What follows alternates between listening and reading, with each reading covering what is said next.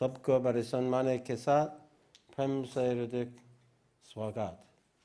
With great love and respect, I welcome you all with all my heart. Tonight I'm going to do a short course in Kashmir Shaivism. I'm going to give you all of Kashmir Shaivism in one shot. First of all, we have to set it in the context of Indian philosophy. I always like to say in my Learn to Meditate course that we live in two worlds. Not one world, but always in two worlds.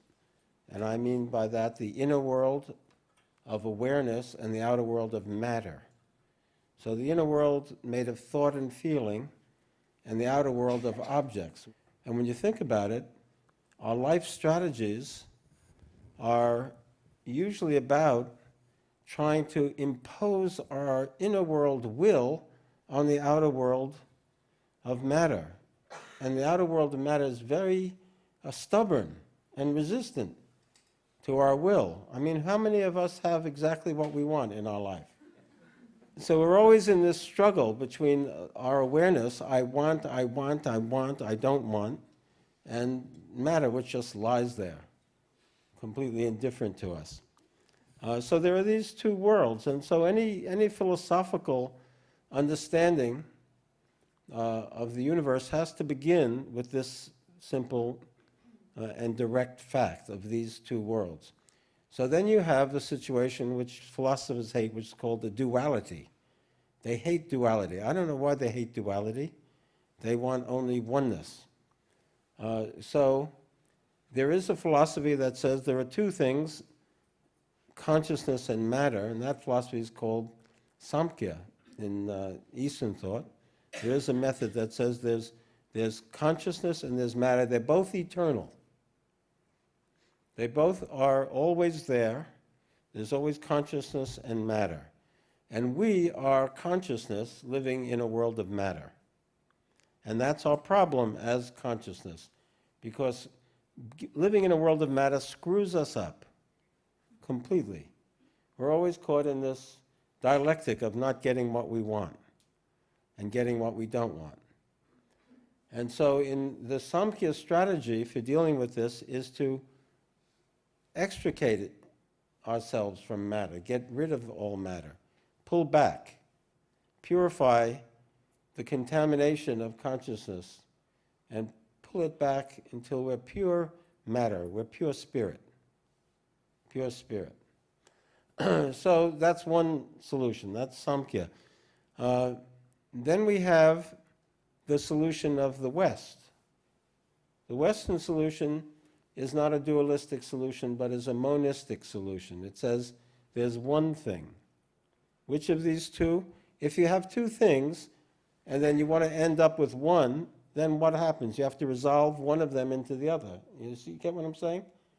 You either have to have everything being consciousness or everything being matter.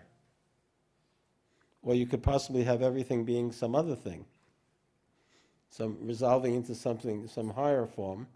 But in the West, we say everything is matter. We take it as given. We don't even think about it. Everything is material. This is the way we think about life, that everything is matter, and that consciousness just sort of sprung up at some point in the process. This is Western materialism. It says there's one thing, it's all matter. Then there's the other point of view, which is the point of view of Advaita Vedanta, saying there's really one thing in this universe, consciousness. Only consciousness.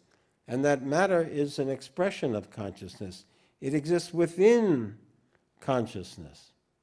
And this is the point of view of Advaita Vedanta, and it's also the point of view of Kashmir Shaivism. It says that this whole universe is nothing but consciousness. At the highest level, we can say it's the divine consciousness, universal consciousness. And that matter is an evolution of this consciousness, or an expression of a kind of a lower vibration of the same one consciousness. So this is what Shaivism says. Shaivism actually came about, in my estimation, as an improvement on Vedanta. Vedanta said Vedanta said that only consciousness is real, only the self is real, and this world is unreal. So everything that you've experienced in your whole life is unreal, and only the self is real. Now that's pretty far out, isn't it? Pretty far-fetched, and it always troubled me when I read that. And so it must have been back in the 5th century, the 6th century, the 7th century, all the yogis were saying, what do you mean it's unreal? This is real. And they got into this fight. And the point is they were missing the primacy of the self, that the original teachers of Advaita Vedanta, Shankaracharya and others, wanted people to know the self. And instead of knowing the self, they got involved in this whole controversy about whether the world is real or not real. So some very smart yogis in Kashmir came along and said, forget it, the world's real, but it's made of consciousness. So this was a big breakthrough in this realm. It said we don't have to fight that battle. Everything is conscious. The world is real also, but it's a play of consciousness, if you can follow that distinction. So Kashmir Shaivism says this world is real, but it's a play, an expression of consciousness. Just like when you have a dream, that dream is an expression of your own consciousness.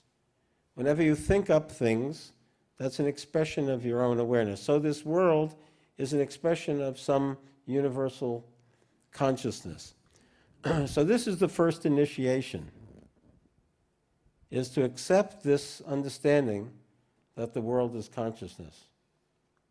Is the world consciousness or not? That's the first barrier.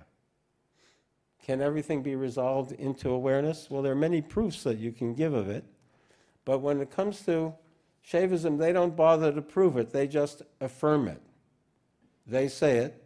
And the first sutra that we'll look at is from Pratyabhigna. You see that big word at the bottom, Pratyabhigna Hridayam, verse 1, means it's a very interesting text, 20 sutras long, 20 aphorisms, and it's a summary of the whole system. It's the doctrine of self-recognition. What Shaivism is about waking Shiva up to who he is. Imagine that you've been dreaming your life so far. You've been imagining that you're X, Y, or Z, whoever you think you are. Fill in your name. But actually, according to Shaivism, you're none of those things, that person. You are Shiva. And you have to wake up to this. In other words, we're asleep to who we really are.